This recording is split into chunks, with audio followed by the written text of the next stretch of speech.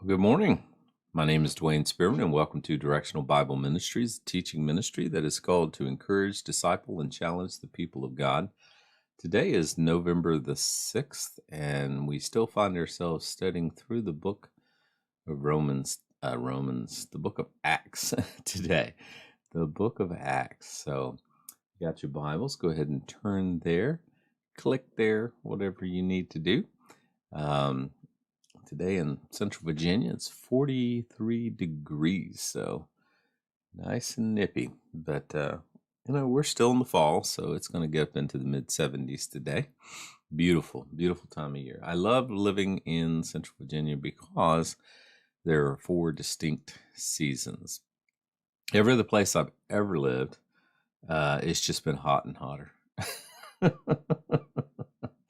I lived in, of course, as a child, I lived in South Carolina. That was quite comfortable.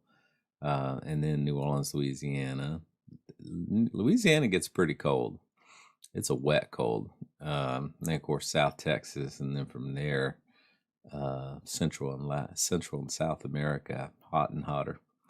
But anyway, beautiful, beautiful time of year here in Central Virginia. So, and of course, we still don't know who our next president is, but we know who our God is, and we're just going to be faithful to what He's called us to do, regardless. So let's go ahead and good morning, Matt. God bless you, brother. 56 degrees in Texas. Hope you're doing well this morning, my brother. Upper 70s. So temperature, the weather is pretty similar between us and you. Of course, you live in the upper part of Texas, so I guess that would probably account for that. My sister lives down in Houston, so I know that they're still a little warm down there. But anyway, just a little light banter there. Let's go ahead and look in Acts chapter number 44 degrees. Good morning, Scott, and South Kakalaki, South Carolina. Next week, I'm going to be up in Ohio. I wonder what the temperature is going to be up there. I'm going to be up in Circleville and Cedarville, Ohio. So next week, so I'll be taking the show on the road next week. So anyway, be praying for me as I travel. I'm sure the foliage will be a whole lot different. It's almost gone here in Central Virginia. I assume up there it's probably completely gone. But anyways, I bet you the temps are a little cooler there than it is here for sure. So, all right, last time we were together, we were in Acts chapter number 27, and we find Paul sailing to Rome. Of course, he's already, given his defense before the Jewish council, before Felix, for Festus, for Agrippa. Nobody could find anything wrong with him, but they sent him anyway. Political expediency, as we talked about. So so in chapter number 27, he sails to Rome, and of course, obviously Paul was under a very loose house arrest here. I mean, he was able to visit, he was able to bring his own friends with him. Obviously, he was not a great flight risk. Probably if he had ran, he'd have been doing him a favor. But God had a plan for Paul, and Paul was going to Rome, and to Rome he was going to go. And of course, we worked our way, I guess, the day before yesterday.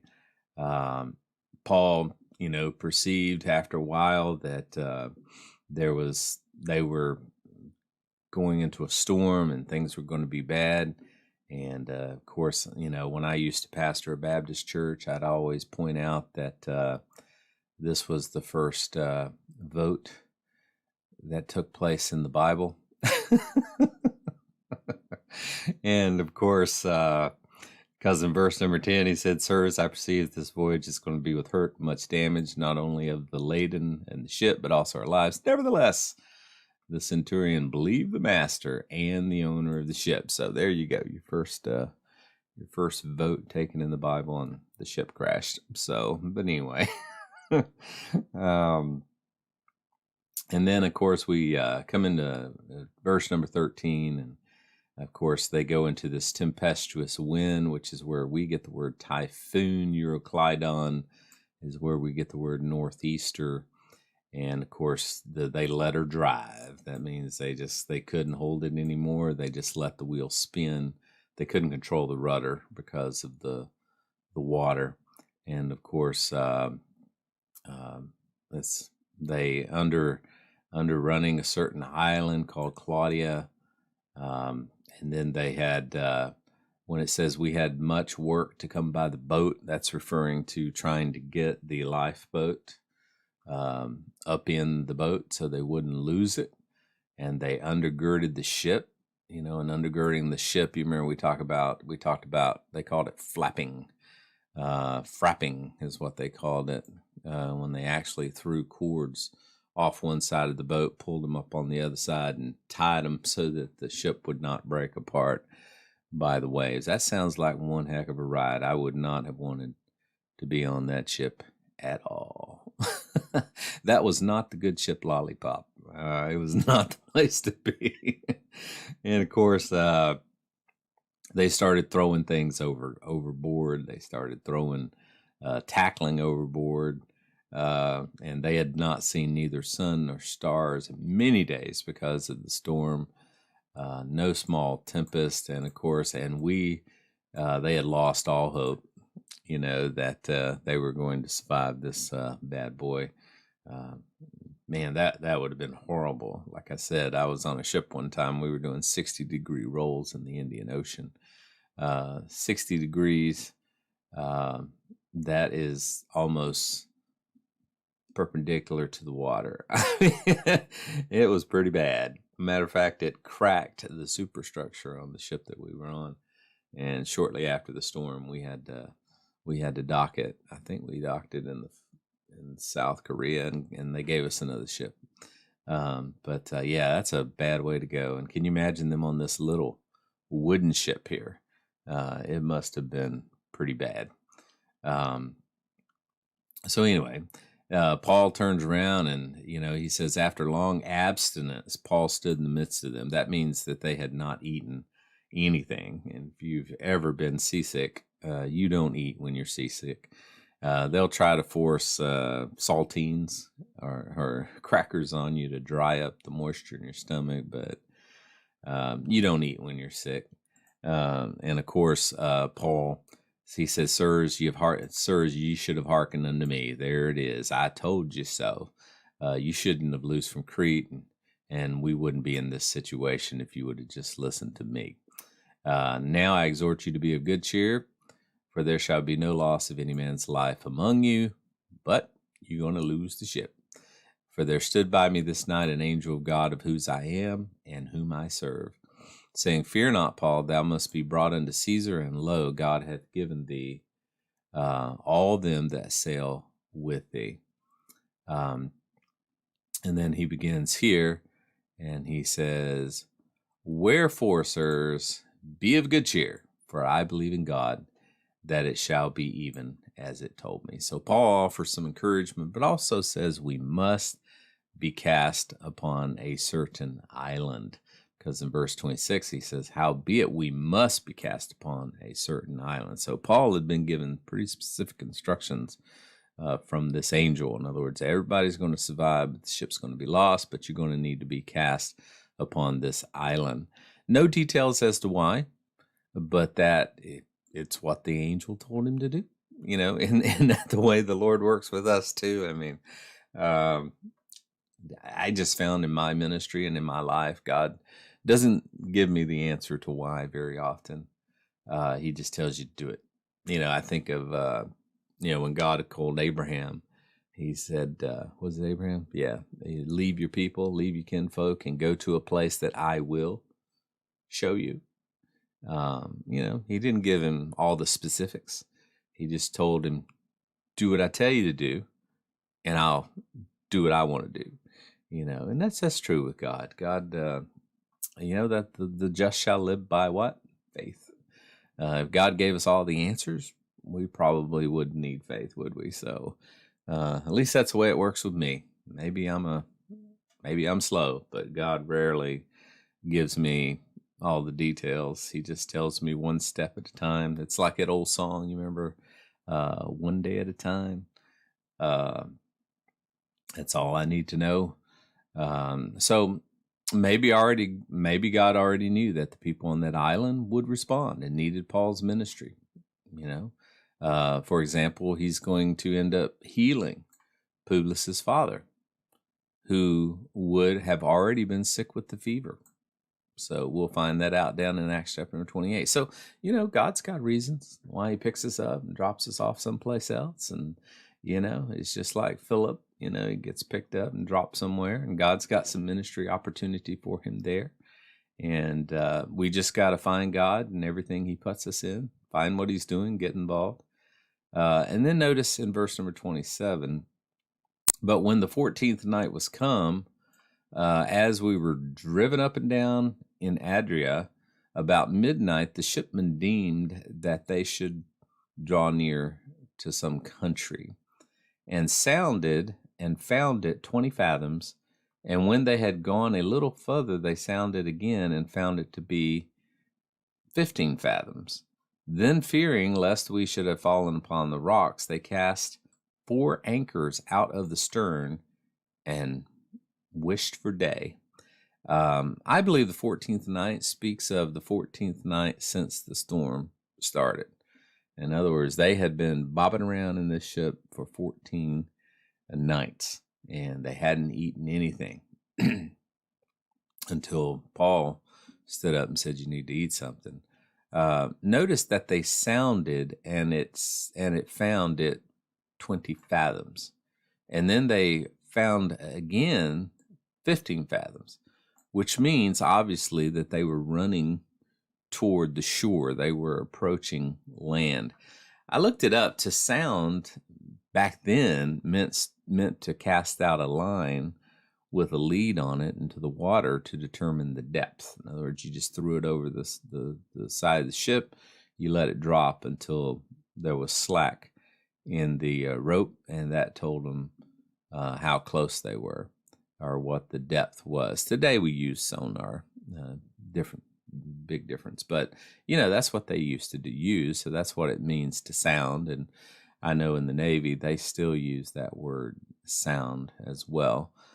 So in this case, a fathom is about 5 to 6 feet. So they were about 90 to 120 feet of water when they first sounded. So now they're getting closer, and they know they're coming closer to shore. And notice it says, then fearing they should have fallen upon rocks. Obviously, they've apparently lost control of the ship. So this was not going to be a soft landing. They felt out of control of the ship, and obviously it's a rocky shore. So they cast out anchors. And of course, the reason they did that was to hopefully stop themselves from being cast up onto the shore, possibly upon the rocks, which rocks and wood don't get along very well, as you know. And then in verse number 30, and as the shipmen were about to flee out of the ship, when they had let down the boat into the sea, that's referring to the lifeboat, under color. Now, under color is an interesting word in the King James. It literally means under pretense, as though. In other words, they were pretending, they were feigning that they would have cast the anchors out of the foreship. Paul said to the centurion and to the soldiers, "Except you abide in this ship, you cannot be saved." So Paul must have had a suspicion that the crew was about to make a break for it. Because notice it says, as they let down the boat into the sea, the lifeboat, and obviously Paul wasn't on it, under the pretense, as though they were going to cast anchors out of the foreship. So again, the word color means pretense, which is to pretend or to feign. The words as though, in other words, they were acting as if they were going to do it. At this point, Paul spoke up to the centurion and said, "Except you abide in the ship, you cannot be saved." So as they were dropping the lifeboat, Paul warns them they need to stop because everybody needed to stay on the ship. And then the soldiers cut off the ropes of the boat and let her fall. So at this point, they dropped the lifeboat into the water. And then notice in verse 33, and all while the day was coming on, Paul besought them all to take meat, saying, this day is the 14th day that you've tarried and continued fasting, having taken nothing. So obviously, like I said, they had not eaten because they were seasick for sure. The worst part for me being in the ocean, and I've been on what they call Westpacks, where they take Marines and they shove them into these little flat bottom boats. I've been on aircraft carriers. Oh my goodness. They have pool tables on those things. Those things are huge. I mean, it's like living in a city in the water. Then I've been on helo carriers like the Peleliu, which carries helicopters, smaller, but they always stuck us on little flat bottom landing ship tanks, LSTs, which is absolutely horrible. So no doubt there was a lot of seasickness going on, and seasickness is usually accompanied by vomiting. There was 2 places in the Marine Corps where you were going to see Marines vomit. That was on a ship and a helicopter. Especially if you're nauseous. If you get car sick, yeah, that's your lot. That's where you're going. And I was one of those. It takes a while to get your sea legs for sure. It's not fun. So Paul says you need to eat something. Wherefore I pray you to take some meat, for this is for your health. For there shall not a hair fall from the head of any of you. Anybody notice here that Paul's in charge at this point? He's the one that has taken control. The Roman centurions, they're just listening to what he's got to say. They have cast themselves upon the mercy of the court. They are listening to Paul. Obviously, Paul had gained some kind of respect from them. They're listening to him at this point. And I think that's true. I think when there's the word anointing, if there's just something on you where God just supernaturally comes upon you, and some people are just leaders. The vast majority of people in this world are followers. They think they're leaders, but the vast majority of people, as soon as the bottom drops out, they're going to get in line. It's the ones that step to the front that are few. So Paul's obviously calling shots here. And when he had thus spoken, he took bread and gave thanks to God in the presence of them all. And when he had broken it, he began to eat. And then they were all of good cheer, and they also took some meat. And we were all in the ship 260 souls. So the very first time we find out there's a lot of people on board this ship. And when they had taken enough, they lighted the ship and cast out the wheat into the sea. So again, Paul's obviously in charge at this point. He encouraged them, you need to eat something, get your strength back. You've went without food for 14 days now since the storm started. And very interesting, verse number 35, notice who he gives the credit to for all that's happening. Thanks to God. He knows that it's God that's keeping them safe. This is also one verse that is used for us to bless our food before each meal, because Paul did it.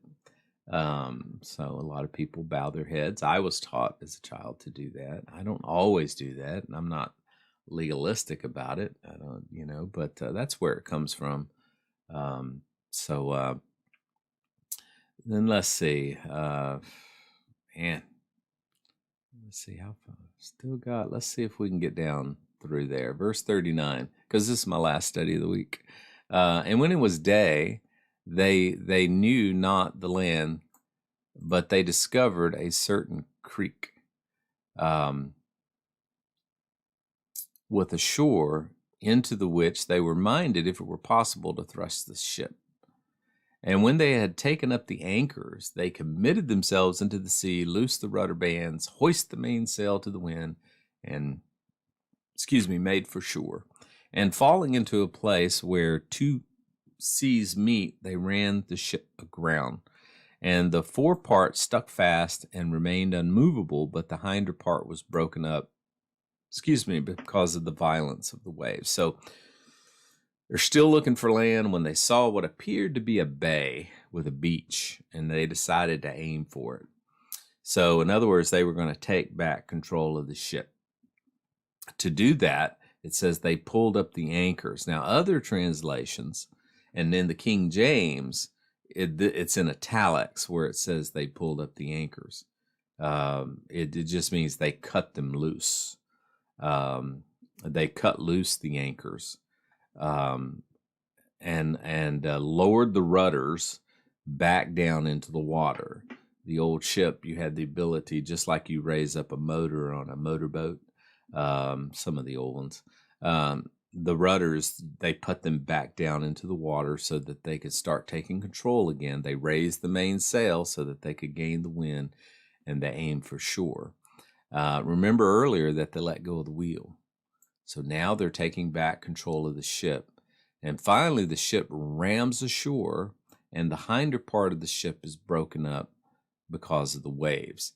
And the soldiers' counsel was to kill the prisoners. Wait a minute, we just ate bread together. Their counsel was to kill the prisoners, lest any of them should swim out and escape.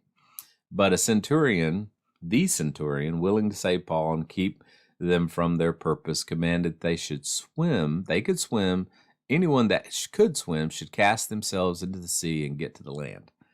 And the rest, some on board, some on broken pieces of the ship.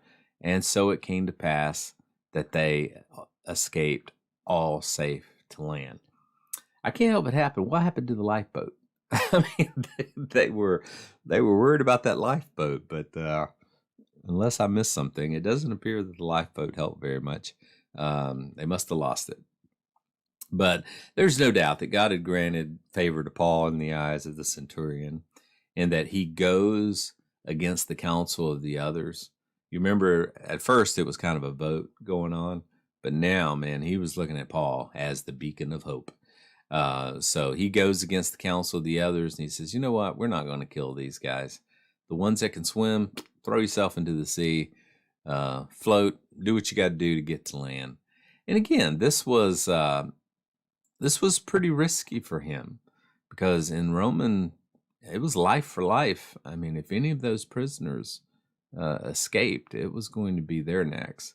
Again, it reminds me of the favor that God showed Daniel at the hands of Melzar, who allowed them to try their vegetarian diet instead of eating the king's meat. And this has to be just the fact that God had placed Paul into a position of favor, just like he did with Lysias. And in the end, God miraculously delivered all souls on board. So that completes chapter number 27. We only have one chapter left, and it is not chapter 38. It's chapter 28. And it's a pretty deep chapter. I've already started wading out into it. It's where Paul's going to wrap it all up, where the book of Acts is going to stop. So we'll talk about that, I guess, next week, Tuesday. So good to see you guys. Mac, yep, they cut loose. That's what they did. They just let her go. God bless you too, guys. Hope you have a great day.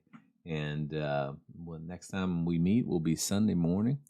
And then after that study, I'll probably be heading out. And then Tuesday morning, probably we'll be able to get together.